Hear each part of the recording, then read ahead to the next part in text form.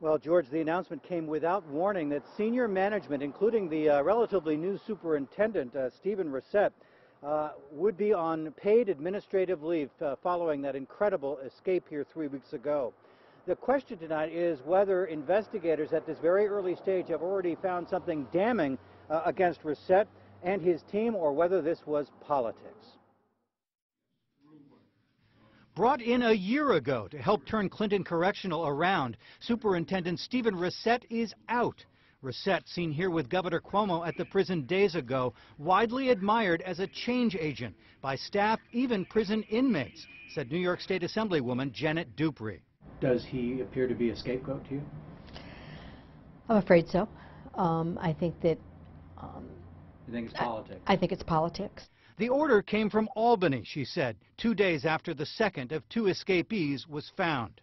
In a statement, the Corrections Department said it placed 3 members of Clinton Correctional's executive team and 9 security staff employees on administrative leave as part of the ongoing review associated with the June 6th escape. It went on to say Assistant Commissioner for Correctional Facilities James O'Gorman will oversee the facility as the new leadership team transitions this week, staffing for the security positions to be addressed through procedures outlined in the union contract. The officers' union didn't see it coming. Their spokesman Monday. Obviously now you're into that investigative side and interviewing staff who obviously could help the investigation, and that's where we're at right now.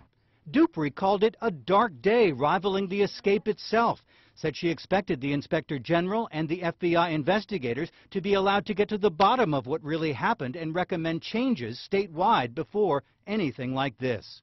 Clearly, I think that there was a rush to judgment, and somebody had to be put out there as, look at what we've done, these are the actions we've taken.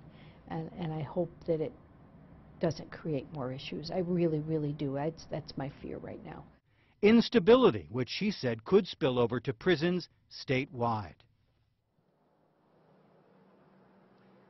Now, we know about the fight that took place here inside the walls at Clinton a few days before the escape. In its wake, Superintendent Reset asked Albany to do a cell-by-cell search, a search that might have uncovered the contraband that would have uncovered the upcoming escape plot, but Albany said no to Reset's request. Tonight, though, a dozen staffers, including Reset, are out, and there is already talk around town that the Correctional Officers Union may initiate a work slowdown.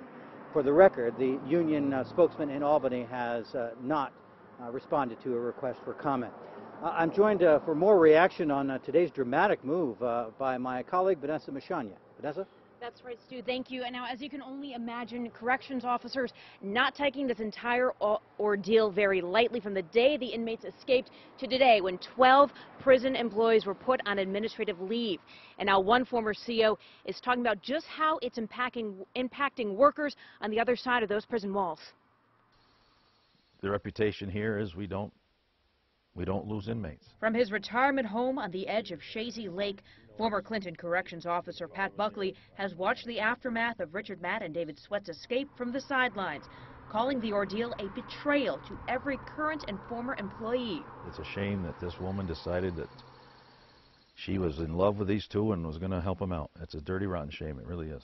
And now 9 security staffers and 3 members of Clinton's executive team, including Superintendent Steve Reset, have been placed on administrative leave.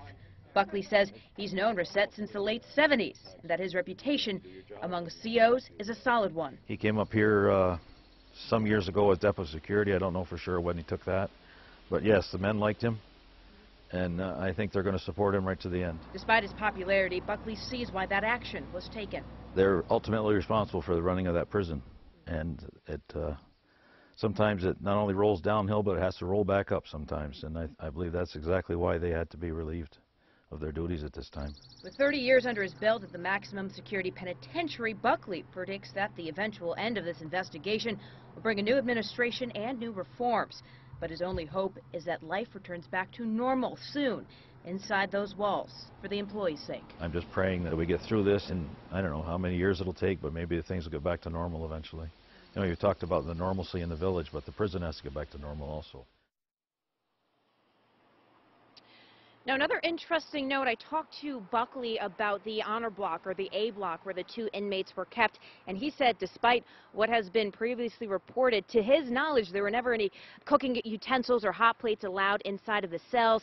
If corrections officers saw those within the cell, they would be confiscated, and he also believes that it was the manipulation by the inmates that led to this whole escape, and not the privileges, he said, that might have come with that block. You know, a lot of people talking about this, and a lot of people both inside the prison and outside waiting to see where this investigation goes. Live in Dana Moore, Vanessa Mashanya, WPTZ News Channel 5.